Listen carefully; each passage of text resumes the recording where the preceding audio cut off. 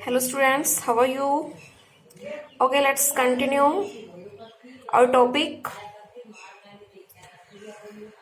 During COVID-19 अपना health के साथ साथ स्टडी पर भी फोकस रखना। क्लियर।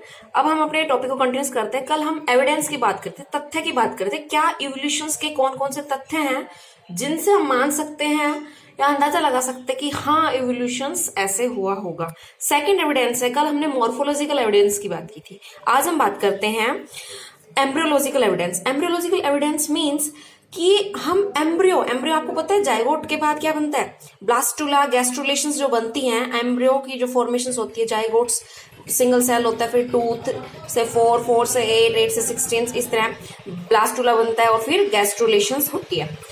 उसके बाद 3 जर्म लेयर्स में कन्वर्ट हो जाते हैं। तो इस तरह हम ये मान सकते हैं कि जो ऑर्गेनिजम्स हैं वो सिमिलर हैं, क्योंकि जैसे कि एग्जाम्पल लिया गया प्लेटीहेल्मिन्थस, ये क्या है जिसकी एम्ब्रियोनिक डेवलपमेंट क्या है, सेम है। इसी तरह जब अर्ली एम्ब्रियोनिक डेवलपमेंट हम देखते हैं तो हम क्या देखते हैं सभी वर्टिब्रेट्स में, कि जैसे कि सभी वर्टिब्रेट्स में जो अर्ली एम्ब्रियोनिक डेवलपमेंट है वो टेल, उनमें गिल स्लाइड्स, तो ये सारी चीजें क्या है धीरे धीरे, ये जैसे कि फिश में गिल्स थे, अब एम्फीबियंस आए, एम्फीबियंस में क्या हो गए, लंग्स आ गए। तो ये अर्ली जो एम्ब्रियोनिक डेवलपमेंट थी वो सबकी इन सभी वर्टिब्रेट्स में क्या थी, सेम थी। क्लियर।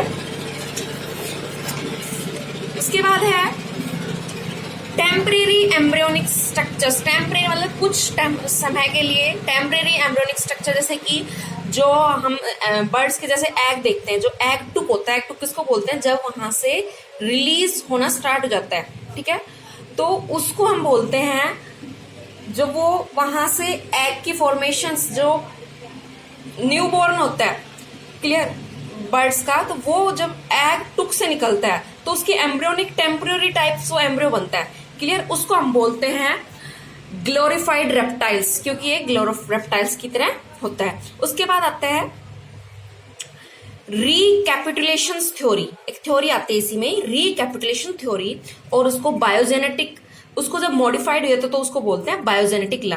तो सबसे पहले रिकैपिटुलेशन थ्योरी में क्या था, ये किसने दी थी, वॉन बायर ने दी थी, और इन्होंने क्या बताया था कि जो जर्नलाइज स्ट्रक्चर्स है वो तो सबके सेम, जैसे कि ब्रेन हो गया, स्पाइनल कॉर्ड वगैरह, ये सभी वर्टिब्रेट्स में कॉमन थे, लेकिन ये स्पेशलाइज स्ट्रक्चर्स में, जैसे कि स्पेशलाइज स्ट्रक्चर्स बर्ड्स के फीदर्स आ गए, मैमल्स के जैसे हेयर्स आ गए, तो जर्नलाइज स्ट्रक्चर तो सबका सेम था, लेकिन ये स्पेशलाइज स्ट्रक्चर्स में कन्वर्ट हो गए। क्लियर। अब इस रिकैपिटुलेशन थ्योरी में तो ये बोला गया था। उसके बाद इसकी मॉडिफाइड जो फॉर्म थी उसको बोलते हैं बायोजेनेटिक लॉ।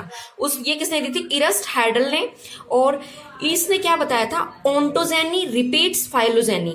ओंटोजेनी रिपीट्स फाइलोजेनी का मतलब है ओन डेवलपमेंट, मीन्स ओंटोजेनी का मतलब होता है ओन डेवलपमेंट, और फाइलोजेनी एंसेस्टर, कि यहां से बताया गया है कि जो भी जैसे मैमल्स हैं उनकी जो डेवलपमेंट है वो उनके एंसेस्टर हैं, खुद की जो डेवलपमेंट है वो उनके एंसेस्टर जैसी होगी। एंसेस्टर में जो भी हमें देखने को मिलता है एंसेस्टर में, वो सारे वहीं से इवोल्व होते हैं, वहीं से मॉडिफाइड होते हैं, ठीक है।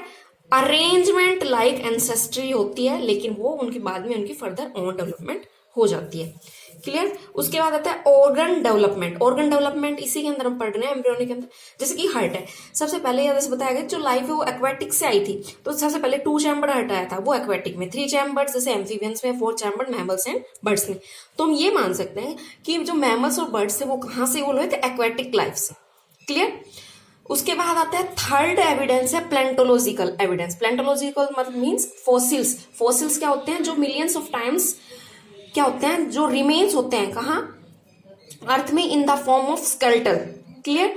लॉन्ग टाइम्स एग्जिस्ट जो करते हैं स्केलेटल, उसकी बोन्स वगैरह से हम पता है कि फिशेस की बोन्स वगैरह हैं, कि अब एज ऑफ फॉसिल्स कैसे हम इसको डिटरमाइन करते हैं, जैसे 10th में पढ़ा है रेडियो एक्टिव मेथड्स, ठीक है, तो determined by carbon dating methods technique. ये टेक्निक्स है, ये किसने दी थी, लीबो ने दी थी। क्लियर। उसके बाद आता है जो प्लेंटोलॉजिकल एविडेंस है, इसमें ही फर्दर हम बात करते हैं, लुक हेयर। अब है फादर ऑफ प्लेंटोलॉजी कौन है, लिनार्डो डा विंसी और जो मॉडर्न प्लेंटोलॉजी के फादर हैं वो कौन है? George Cuvier. अब क्या है, इन्होंने क्या बताया था कि एग्जाम्पल लिया था, जैसे कि आर्किप्टेरिक्स क्या है? आर्किप्टेरिक्स के जब स्केलेटन मिले थे तो उन्होंने देखा था कि इनके जो स्केलेटन है वो दो कॉमन लिंक्स के बीच का बता रहे थे कि रेप्टाइल्स के भी कुछ फीचर्स थे, रेप्टाइल्स के जैसे कि उसके क्या थे? टीथ वगैरह, एव्स के क्या थी? बीक्स वगैरह, तो ये बताया विंग्स वगैरह थे। तो ये क्या था? उनमें एक लिंक दिखा रखा था। तो इसी तरह इसमें एक टर्म हम डिफाइन करेंगे, मिसिंग लिंक्स, जो ये डिफाइन करे दो ग्रुप्स के कैरेक्टरिस्टिक्स को बताए। अगर एक उनमें से मिस हो जाता है, एक्सटेंट हो जाता है, तो हम पता लगा सकते हैं दूसरे वन से कि इसमें यहाँ ये इससे कौन कौन से इसके बीच में लिंक होगा। उसके बाद है सेकंड है टेरिडोस्पर्म में क्या था? फर्न और जिम्नोस्पर्म। फर्न्स तो किसके?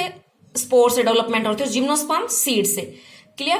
तो जैसे कि आर्किप्टेरिक्स का कॉमन है किसकी? रेप्टाइल्स एंड एव्स में आर्किप्टेरिक्स एग्जांपल, इसी तरह टेरिडोस्पर्म था। इन डिफरेंट स्ट्रेटा, अगर हम दूसरे मेथड से, वो तो हो गया कार्बन डेटिंग मेथड, अगर डिफरेंट स्ट्रेटा से देखें, showing help of fossils evolutions की हमें हेल्प करता है। इसी तरह हम कॉमन देखते हैं हॉर्स, एलिफेंट, कैमल्स, इनकी एक फाइलोजेनी देखते हैं, तो ये इनकी जो इवोल्यूशन हिस्ट्री देखते हैं तो हम देखते हैं इनके जाज, टॉयज, वो सारे क्या हैं? ये कॉमन उनसे इवोल्व हुए हैं। फोर्थ हमारी जो एविडेंस आती है वो आती है बायोजियोग्राफिकल एविडेंस। इसमें क्या थे? हम डार्विन्स की फिंचेस लेते हैं। डार्विन फिंचेस क्यों बोला गया था? क्योंकि ये किस पे बेस्ड थी? एक तो स्मॉल साइज थे और ये ब्लैक बर्ड थे। ठीक है, ये कहाँ पाए गए थे? फाउंड इन गैलोपैगस आइलैंड पे पाए गए थे, साउथ अमेरिका। ये 22 आइलैंड्स थे। अब बताया गया कि डार्विन की जो फिंचेस थी वो किस किस पे बेस्ड थी? उनके साइज पे और बीक पे। बीक उनकी, डार्विन की जो फिंचेस थी उनमें कितनी जो 20 वेराइटीज थी उनमें देखा गया था। 20 वेराइटीज कैसे थी? क्योंकि वो जो खाने की जो उनकी हैबिट है उनके बेस पे उनकी बीक मॉडिफाइड हुई थी, बीक इवोल्व हुई थी, उसी बेस पे ये है।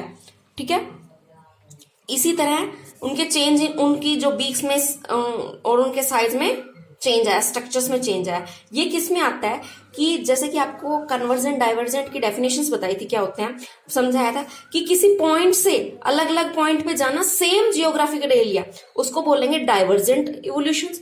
और उसी सेम से अगर डिफरेंट जियोग्राफिकल एरिया पे जाते हैं तो उसको बोलते हैं adaptive evolutions. Adaptive evolutions radiation evolutions क्यों बोलते हैं? क्योंकि इन्होंने डार्विन की जो फिंचेस थी इन्होंने क्या किया था? अपने भोजन के अकॉर्डिंग, एनवायरनमेंट के अकॉर्डिंग अपने आप को ढाल लिया था। क्लियर? जब सेम एरिया में होती हैं इसलिए तो इसको जब सेम एरिया में होती हैं तो उसको डाइवर्जेंट, और जब अलग अलग एरिया में चली जाती हैं उसको हम बोलते हैं एडेप्टिव रेडिएशंस। क्लियर? इसके फर्दर हम बात करते हैं डिसकॉन्टिन्यूअस डिस्ट्रीब्यूशंस। डिसकॉन्टिन्यूअस डिस्ट्रीब्यूशंस में क्या हुआ था कि एक ह्यूज मास था उस पे, जैसे कि सपोज करो यहाँ पे कोई भी स्पीसीज ऑर्गेनिजम्स हैं, ये इसका ब्रेकडाउन हुआ। ब्रेकडाउन मीन्स, ब्रेकडाउन को हम बोलेंगे कॉन्टिनेंट्स। कॉन्टिनेंट्स क्या से? जब इनका छोटा छोटा ब्रेकडाउन हो गया, किसकी वजह से? ओशियंस, कुछ बैरियर्स की वजह से। बैरियर्स क्या? जैसे सी, ओशियंस, वाटर बॉडीज। तो अब इन पे क्या होगी? अलग अलग एनवायरमेंटल कंडीशंस होगी इन कॉन्टिनेंट्स पर। एनवायरमेंट कंडीशंस की वजह से डिसकॉन्टिन्यूअस डिस्ट्रीब्यूशंस हो गया। इसका ही फर्दर एग्जांपल पर देखते हैं हम। एग्जाम्पल के लिए जैसे लिया गया है मैग्नोलोसा, टुल्पिस एंड सेरोफेरस। ये क्या है? एक ऑर्नामेंटल फ्लोवरिंग प्लांट श्रब है जो फ्रेगनेंस प्रोड्यूस करता है। ये कहाँ देखी गई थी? यूएसए और चाइना में। पूरा जो ग्लोब है सिर्फ यूएसए और चाइना में मिलता है। तो बताया गया है डिस्ट्रीब्यूशंस इनका जो दिखाया गया है कि जो इनका डिस्ट्रीब्यूशंस है वो किस टाइप का है? डिसकॉन्टिन्यूअस। डिसकॉन्टिन्यूअस क्यों बोला गया? कि जो कंटिनेंट्स हैं उनका इस तरीके से डिस्ट्रीब्यूशन हुआ था।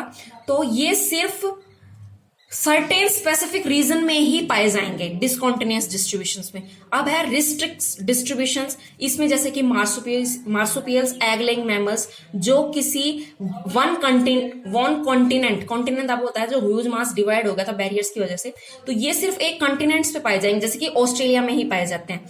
ये किसका एग्जाम्पल है? एडेप्टिव रेडिएशंस का।